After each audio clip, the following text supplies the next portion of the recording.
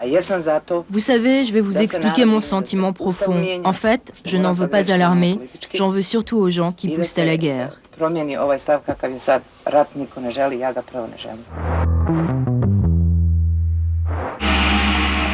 Sarajevo, capitale de la Bosnie-Herzégovine.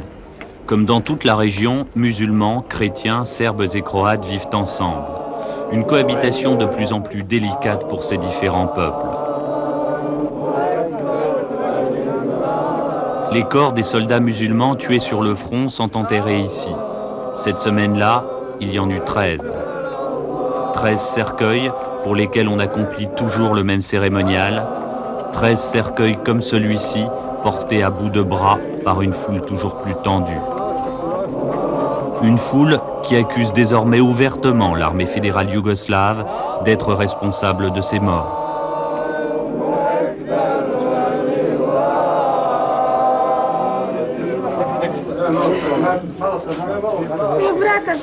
On a enterré mon frère hier, on a ramené son corps. J'ai été bouleversée quand j'ai vu ce qu'ils ont fait de lui. Vous ne pouvez pas comprendre. Dans le reste de l'Europe, vous ne pouvez pas comprendre. Il est musulman, il est albanais, il est macédonien, mais il n'est pas serbe. Il n'est pas yougoslave. Quand la guerre yougoslave se propagera en Europe, vous, Anglais, les Français, les Italiens, vous serez aussi en guerre. Le cimetière de la ville, symbole de la tolérance d'avant-guerre. Ici reposent côte à côte musulmans, serbes, orthodoxes, croates catholiques et juifs. Aujourd'hui, les différentes communautés y viennent à tour de rôle pour éviter tout incident.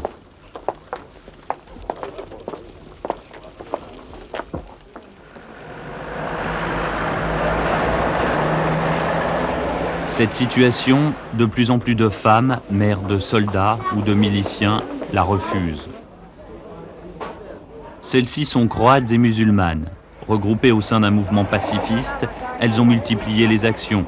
Occupation du Parlement à Sarajevo, manifestations à Bruxelles, puis à Belgrade. L'état-major militaire a toujours refusé de les recevoir, mais elles ne désarment pas. Elles réclament un cessez-le-feu inconditionnel et le retour immédiat de leurs enfants soldats. Mon fils a quitté l'armée fédérale. Il est recherché comme déserteur. Je ne veux pas qu'il meure. Cette guerre entre la Serbie et la Croatie est une guerre fratricide.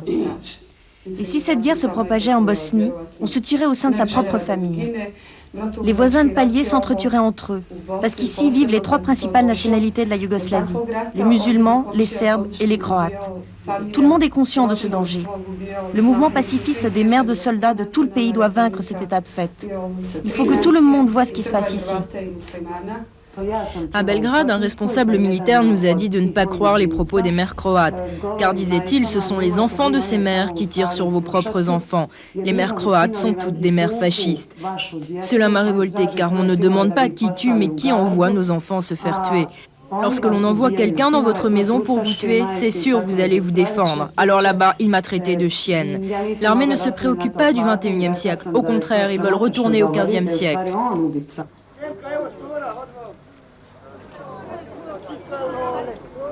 Dans ce quartier populaire, à majorité musulmane, Serbes et Croates ont toujours connu des relations de bon voisinage. C'est ici que vit Milica. Ce quartier est principalement peuplé de musulmans. Je suis serbe, je vis et je travaille là, mon mari est musulman et personnellement je n'ai aucun problème de coexistence.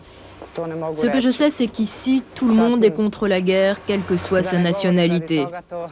Depuis les événements ailleurs, j'ai entendu dire qu'il y avait des tensions, parce que certaines femmes serbes ne comprennent pas la lutte que nous menons pour nos enfants.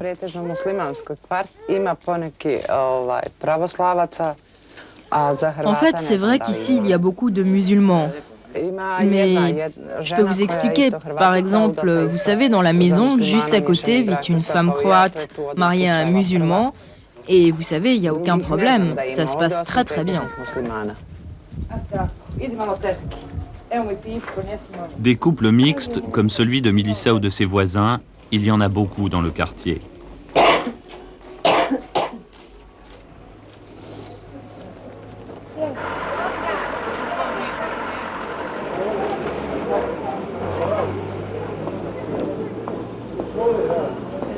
Voici l'épicerie de Milica, un lieu de rencontre pour les habitants. Le fils de Milica a 20 ans. Il se trouve sur le front. C'est pour lui qu'elle milite.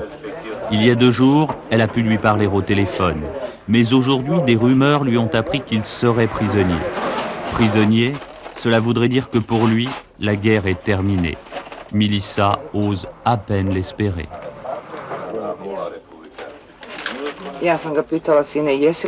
Depuis le 20 août, depuis qu'il m'a dit qu'il partait pour le front, je n'ai plus de nouvelles de mon fils. Hier soir, je l'ai appelé au téléphone, mais la communication était très mauvaise. Nous n'avons pas pu parler longtemps. Mon chéri, est-il vrai que tu es prisonnier, lui ai-je demandé. Il m'a répondu qu'il ne pouvait pas parler de ça. Je ne suis pas sûre de savoir s'il est vraiment prisonnier. En fait, je n'en sais rien. La seule chose que je sais, c'est que je lui ai parlé, c'est qu'il est vivant. Depuis, je vais beaucoup mieux. D'une manière ou d'une autre, il ne lui reste plus que 40 jours de service militaire. Et de toute façon, si la situation dégénère encore plus, je lui ai conseillé de jeter son fusil et de déserter l'armée fédérale. Il m'a répondu, « Maman, tu ne devrais pas dire ça, j'irai jusqu'au bout de mon service militaire. » Vous savez, je vais vous expliquer mon sentiment profond. En fait, je n'en veux pas à l'armée, j'en veux surtout aux gens qui poussent à la guerre.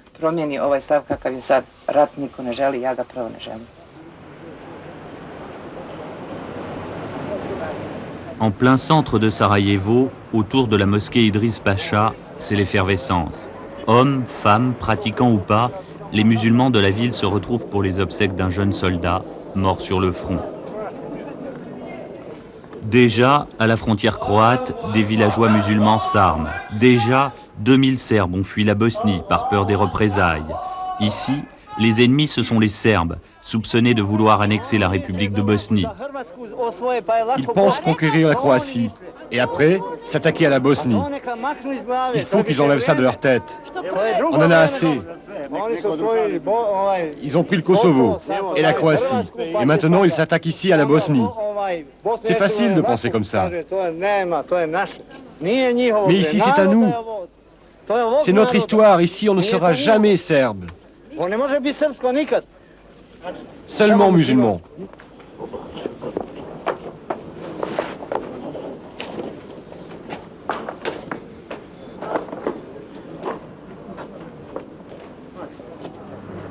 On l'a compris, la haine entre communautés s'infiltre dans les rues de la ville.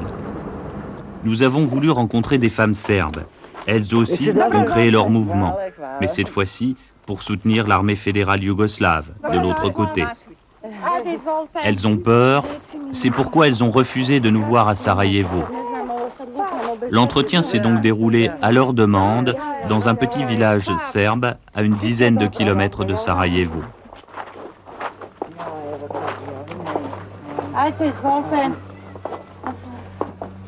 C'est ici que Liliana, Rabija et Milina, femmes d'officiers et mères de soldats, ont finalement accepté de témoigner.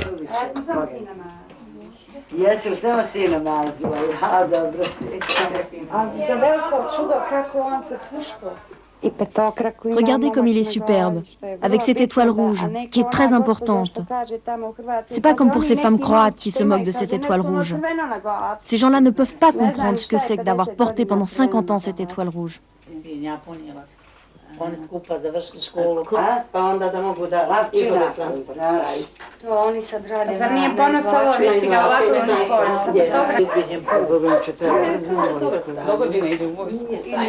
Moi aussi j'ai peur, comme toutes les mères.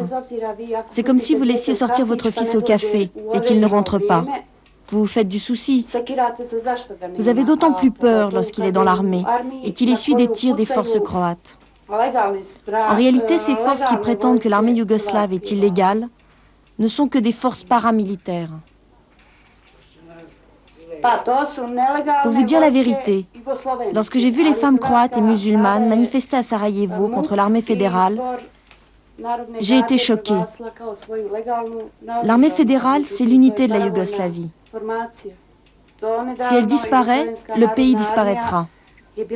C'est la seule force légale aujourd'hui encore.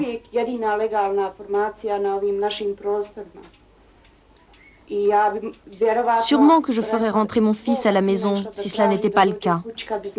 Mais si moi je fais rentrer mon fils pour le voir passif et attendre devant la porte que son voisin lui tire dessus, non mon Dieu, cela ne se passera pas ainsi. Pour vous dire, lors de cette manifestation à Sarajevo, comme je n'ai pas d'autre fils, c'est vrai, j'ai proposé d'envoyer ma fille que j'aime autant, de l'envoyer sur le front pour prendre la place des soldats déserteurs. Et si cela ne suffit pas, mon mari, mon frère et mon neveu viendront eux aussi se battre avec nous les femmes.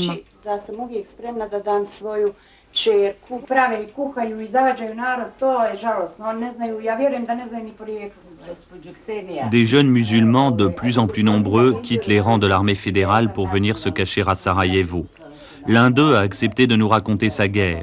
Il était cantonné à Knin, une ville située sur la côte croate où les combats font rage depuis plus d'1 mois. Il a 18 ans et plus aucun espoir. Je pense que c'est trop tard. Trop tard pour toute action politique. Car là-bas, c'est vraiment l'anarchie. Personne ne respecte plus les lois. Comment faire respecter la loi lorsque tout le monde est armé? C'est la loi de la vendetta. Tout le monde se venge de tout le monde.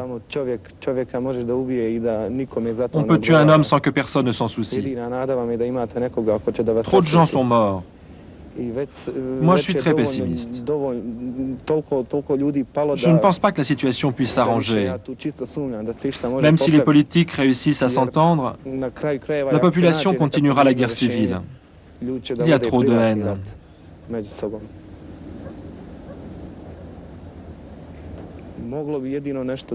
La seule chose qui pourrait arranger la situation, ce serait de désarmer les deux parties en conflit.